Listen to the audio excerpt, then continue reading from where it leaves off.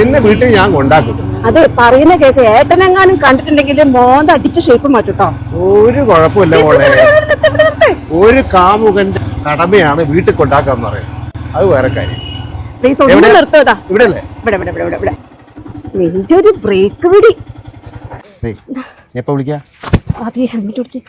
ഞാൻ വിളിക്കാം, നീ വേ പോയിക്കോ. ഞാൻ വിളിക്കാണ്.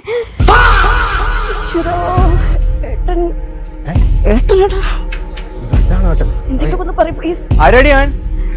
ഏട്ടാ അതെ റാപ്പിഡോ. അതെ അതെ റാപ്പിഡോ.